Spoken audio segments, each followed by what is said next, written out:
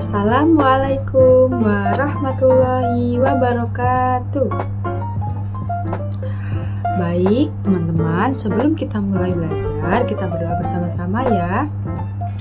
Bismillahirrahmanirrahim.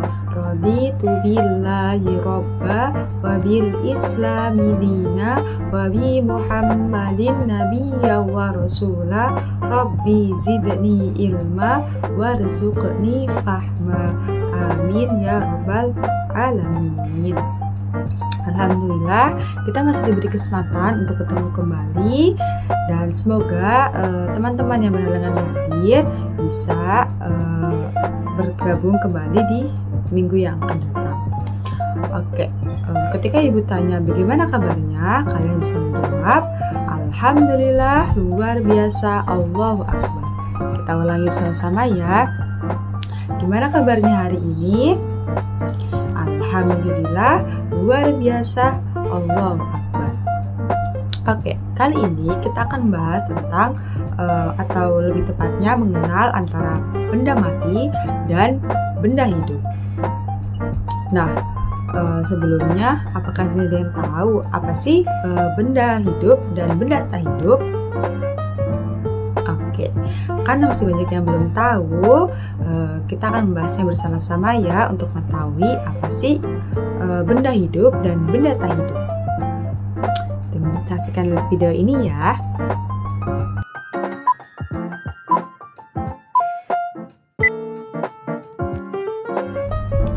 Tapi sebelum kita mulai belajar, kita ice breaking dulu ya, biar tambah semangat.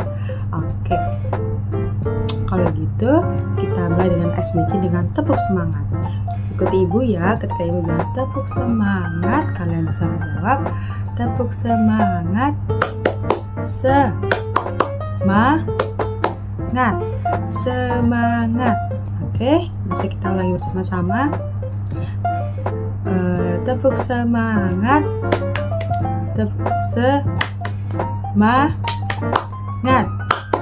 Semangat. Oke, jadi alhamdulillah ya kita masih bersemangat untuk melakukan kegiatan proses pelajaran. Oke, kali ini kita akan membahas tentang apa itu benda hidup dan benda tak hidup. Kita akan mulai dengan mengetahui apa sih yang dimaksud dengan benda hidup.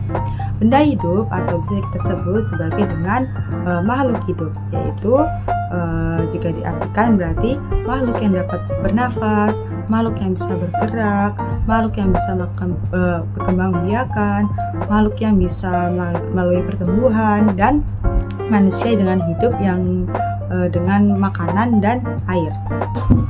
Oke, selanjutnya kita tadi kan sudah jelaskan apa sih pengertian dari benda hidup. Kemudian langkah selanjutnya apa saja sih contoh-contoh atau sesuatu yang dapat bisa dikategorikan menjadi benda hidup. Nah, benda hidup kan bisa juga disebut sebagai makhluk hidup. Nah, yang pertama itu adalah manusia. Manusia merupakan salah satu contoh dari benda yang hidup. Jadi kita bisa masukkan contoh tersebut dalam kategori benda hidup. Kemudian ada contoh selanjutnya, yaitu berupa tumbuhan. Tumbuhan ini juga termasuk dalam kategori benda hidup ya, karena dia termasuk yang berkembang biak dan mengalami proses pertumbuhan. Ini beberapa contoh yang dimasuk dalam kategori benda yang hidup. Kemudian yang ketiga, di sini ada ibu akan memberikan contoh yang ketiga, itu adalah buah. Nah, jadi teman-teman, apakah ini termasuk dalam bentuk dalam contoh benda hidup? Ya, pintar sekali. Buah-buahan juga termasuk dalam kategori benda hidup.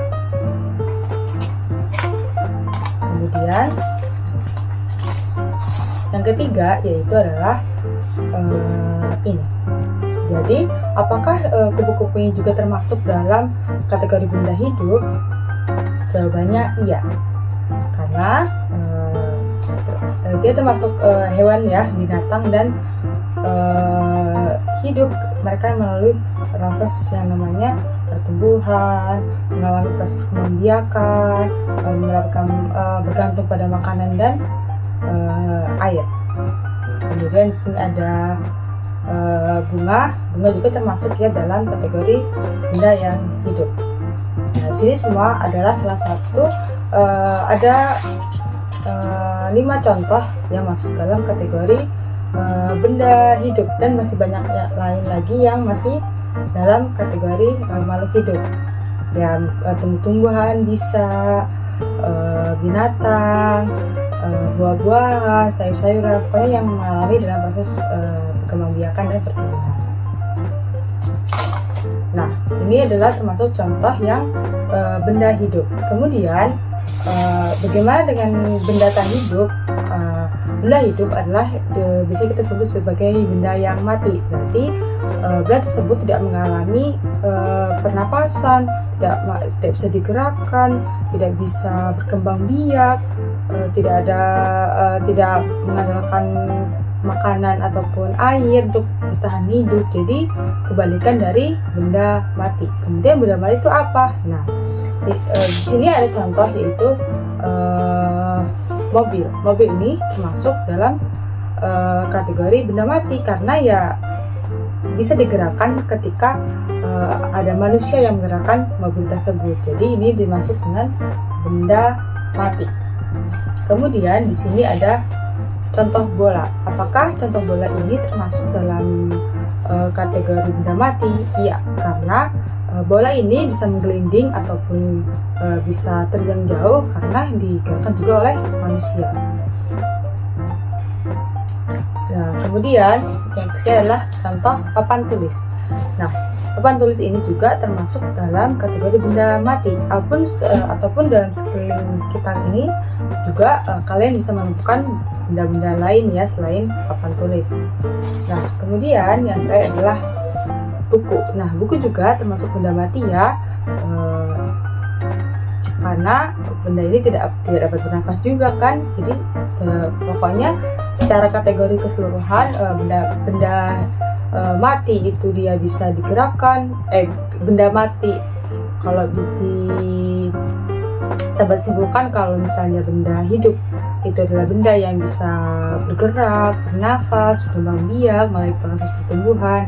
Sedangkan benda mati adalah kebalikan dari benda hidup, yaitu dia tidak bisa digerakkan, tidak bisa mengalami proses perkembangbiakan, pertumbuhan. Jadi sudah tahu ya mungkin di sini adik-adik apa saja perbedaan dari benda hidup dan benda tak hidup. Sekarang Ibu akan coba mengetes kalian untuk mengetahui apakah materi yang tadi sudah dijelaskan itu dapat kalian pahami secara baik. Nah, di sini ketika Ibu menaruhkan stroberi ke dalam salah satu box ini, ketika Ibu menaruhkan ini di benda tak hidup. Jadi, apakah stroberi ini termasuk pada benda tak hidup?